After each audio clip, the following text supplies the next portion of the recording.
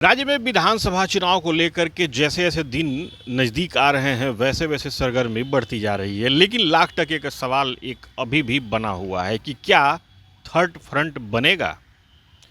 इस third front के लिए सबसे ज़्यादा अगर किसी पार्टी ने कोशिश की तो वो थी असदुद्दीन ओवैसी की AIMIM। बात लगातार हो रही है, कई दिनों से ये चर्चा भी बन रही है कि थर्ड फ्रंट बनेगा, लेकिन क्या कुछ कॉन्क्रीट हो भी रहा है। हमारे साथ अभी AIMIM के राष्ट्रीय प्रवक्ता आदिल हसन है, जानते हैं उनसे थर्ड फ्रंट को लेकर के कुछ हो रहा है या नहीं। आदिल जी, कुछ कॉन्क्रीट हो रहा है कि नहीं थर्ड फ्रंट को लेकर के? ये बड़े भाई, हमने कोशिश की थी महागठबंधन से अलायंस करने की, क्योंकि UPA 1 UPA 2 में हम थे। हम नहीं चाहते हैं वोट डिवीज़न से बीजेपी को फ़ायदा हो, ये हमारा मूल एजेंडा था। क्योंकि अख्तर उल ईमान साहब ने 2019 के भी लोकसभा में 3 लाख वोट लाया, 2024 में भी 3.25 लाख वोट लाया, तो उनका जो पॉपुलैरिटी MIM की वो कमी नहीं। और MIM में जो छाप लगता था कि सिर्फ मुसलमान की पार्टी, आपने देखा कि ऑपरेशन सिंदूर के बाद बैरिस्टर असदुद्दीन ओवैसी साहब का कद नॉन मुस्लिम कम्युनिटी में बहुत ऊपर बढ़ा है। और हमने लोकसभा में भी नॉन मुस्लिम कम्युनिटी के लोग को टिकट दिया था। हम कोई सिर्फ मुसलमानों की पार्टी नहीं, ये मिथ को जब तक है, लेकिन ये मिथ में सच्चाई नहीं है। तो हम चाहते हैं महागठबंधन नहीं लेगा तो हम थर्ड फ्रंट बनाएंगे।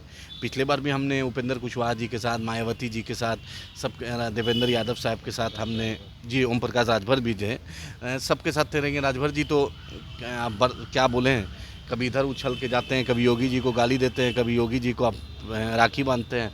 अब क्या बोले, तो हम चुनाव लड़ेंगे। 100 सीट पे हमारी तैयारी। अख्तर उल ईमान साहब ने जो स्टेट एग्जीक्यूटिव कमेटी के इंजीनियर आफ्ताब साहब ने जो बैठक की थी, उस पर ये प्रस्ताव आया था कि 100 सीट पर कम से कम हम लड़ेंगे। Final decision barrister Asaduddin Owaisi साहब लेंगे। अब देखिए कहाँ तक मामला जाता है। हम तो चाहते हैं कि जो भी बीजेपी को हराना चाहता है, अगर महागठबंधन में वो नहीं है तो आए MIM के साथ मिलकर चुनाव लड़े और इंशाल्लाह बीजेपी को हराएंगे। नहीं, आप आमंत्रण तो लगातार दे रहे हैं, कॉन्क्रीट क्या हो रहा है? क्योंकि बीच में ये खबर भी आई थी कि थर्ड फ्रंट के लिए AIMIM जो है तेज प्रताप की टीम से भी बात करेगी। इसके अलावा कई अन्य पार्टियों का नाम आया जिसमें बताया गया कि वो थर्ड फ्रंट में वो भी शामिल हो सकती हैं, जैसे बसपा, आज़ाद समाज पार्टी, कई सारी पार्टियां हैं। कॉन्क्रीट क्या हो रहा है? क्योंकि सवाल ये बना हुआ है कि आखिर बन भी रहा है थर्ड फ्रंट तो कुछ कॉन्क्रीट है क्या नहीं उसमें? नहीं, 100% देखिए, अभी फाइनल स्टेज पे नहीं आया है। कोई भी पार्टी नहीं चाहती है कि उसका नाम दिया जाए। तो जब फाइनल हो जाएगा तो आप ही लोग सबसे पहले आमंत्रित करेंगे हम लोग, और आप ही लोग उसको सब प्रकाशित कीजिएगा।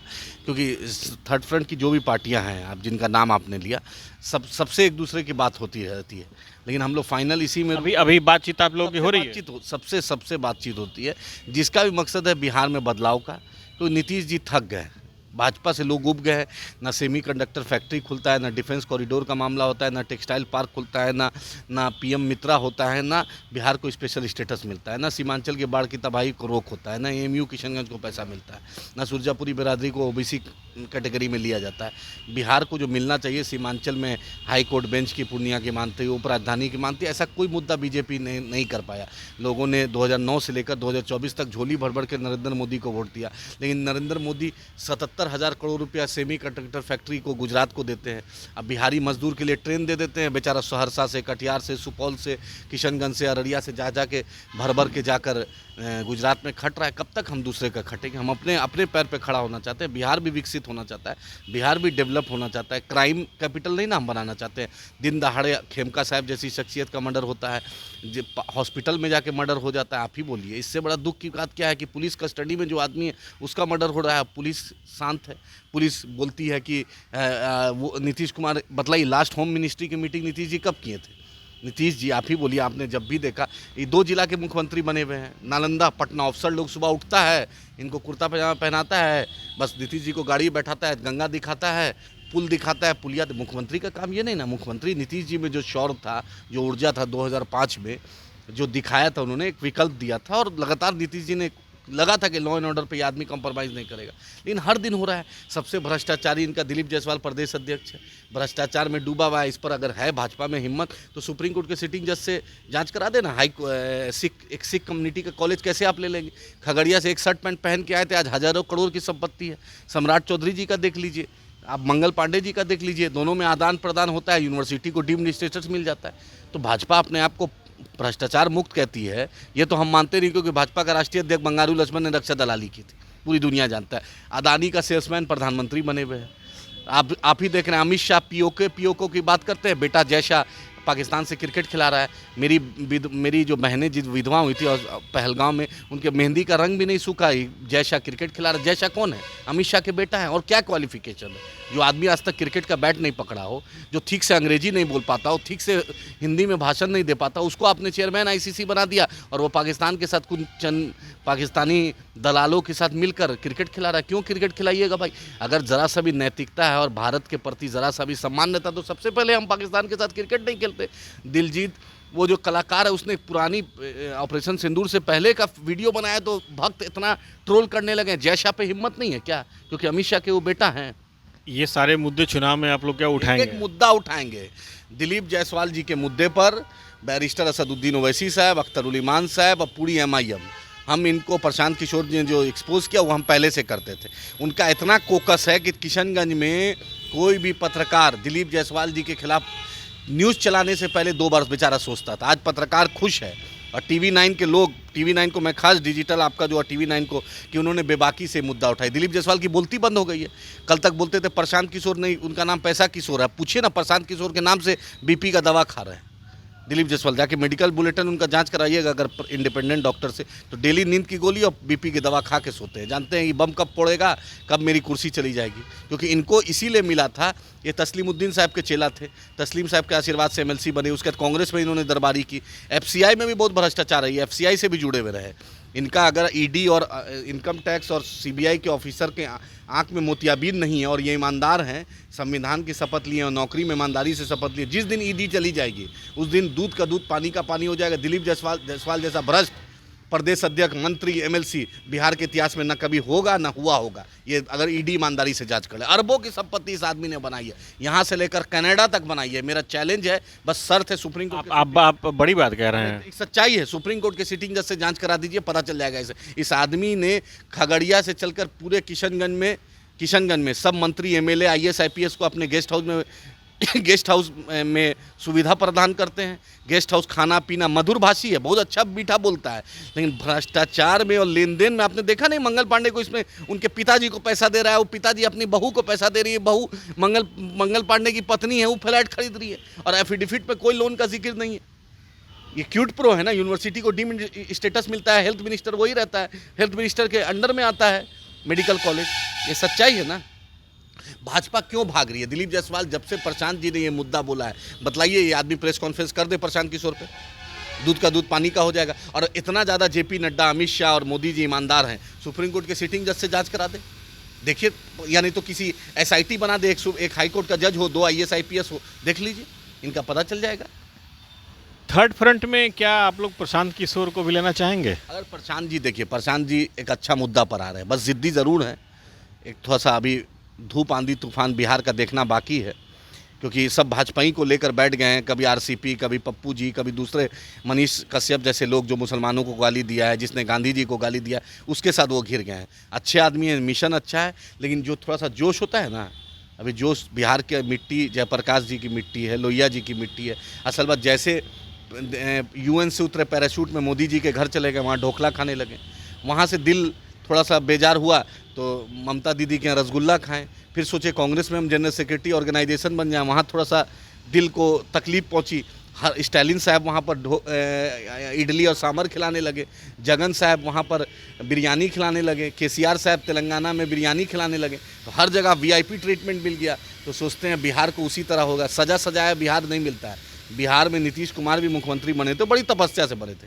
लालू जी मुख्यमंत्री बने थे, एक बड़ा आंदोलन करके बने थे, एक सामाजिक न्याय का आंदोलन था। उसी के बाद आपको भी बनना है तो तपस्या करना पड़ेगा। लेकिन 243 का कैप्सूल मत खाइए। अगर आप ईमानदार हैं तो 243 फ्रेश चेहरा को ले आइए, फ्रेश नौजवान को ले आइए, फ्रेश को, जिस पर ना BJP का टैग हो ना जदयू। AIMIM हाथ बढ़ाएगी, बात करेगी? उन्होंने हमसे 2-4 बार बात की है। वो अख्तर उल ईमान साहब को लेना भी चाहते हैं, बोलते 1 साल के लिए मेरे उधार दे दीजिए, लोन पर दे दीजिए। ऐसा राजनीति नहीं होता है। अख्तर उल ईमान साहब मजलिस इत्तेहादुल मुस्लिमीन सीमांचल बिहार के मजलूमों की एक आवाज़ है। हम आप पे लोन पर क्यों दे दें? हम आपको क्यों दे दें भाई? अख्तर साहब प्यारे हैं, MIM प्यारी नहीं है, ऐसा नहीं ना हो सकता है। ये तो तेजस्वी जी की तरह हुआ। MIM का MLA प्यारा है, MIM प्यारी नहीं है। लेकिन रेवंत रेड्डी साहब से सीखिए। MIM का हर दिन सपोर्ट लेते हैं। UPA 1 UPA 2 को से सीखिए, सोनिया जी मनमोहन सिंह साहब से सीखिए, हम ओवैसी साहब बगल में बैठते थे। तो ये नहीं हो सकता है कि अगर आपको गुलाब पसंद है तो कांटों से भी प्यार करना पड़ेगा। एक सवाल ये है कि 17 अगस्त से राहुल गांधी की मत अधिकार यात्रा शुरू हो रही है। तेजस्वी यादव जो हैं उसमें शामिल होंगे, महागठबंधन के तमाम घटक दल के नेता उसमें रहेंगे। उस यात्रा का कुछ असर पड़ेगा? देखिए, इसमें तेजस्वी जी के साथ मेरा राहुल जी से गुजारिश है, लीडर ऑफ पोजीशन है, वो लीडर ऑफ पोजीशन है, सभी पार्टी को लीजिए। बैरिस्टर असदुद्दीन ओवैसी साहब को भी दावत दीजिए, अख्तर उल इमान साहब को भी दावत दीजिए, हर पार्टी को दावत दीजिए जो भाजपा के खिलाफ है। क्योंकि ये लोकतंत्र में सबसे बड़ा हथियार जो है वो वोट है, वोट की चोरी हो रही है। ये इंडिविजुअल ये लड़ाई नहीं है, राहुल जी अकेले सिर्फ नहीं लड़ पाएंगे, मिलकर लड़ेंगे। तेजस्वी जी नहीं बने, जैसे आपने देखा मोदी जी नहीं बने, मोदी जी ने बिहार में पोस्टर लगा दिया था, अब की बार मोदी सरकार, आपने देखा फिर दबाव पड़ा जदयू से तो नीतीश जी का फोटो लगाया, लेकिन तेजस्वी जी सीखे नहीं। हर जगह आपकी बार तेजस्वी सरकार कभी नहीं बनेगी, आज लिख लीजिए, क़यामत की सुबह तक नहीं बनेगी। 125 सीट राजद को कभी नहीं आएगी।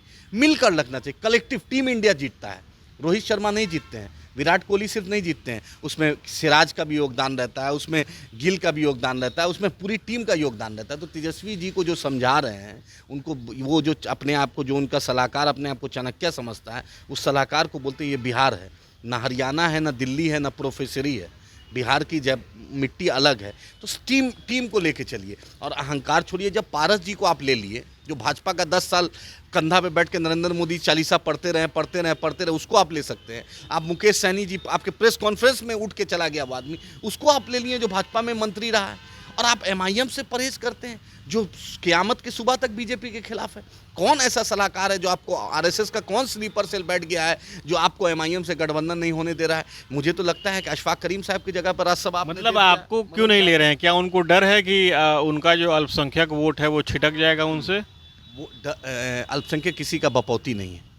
याद रखिए, कांग्रेस से दूरी हुई थी, रीजनल पार्टी का उत्थान हो गया था।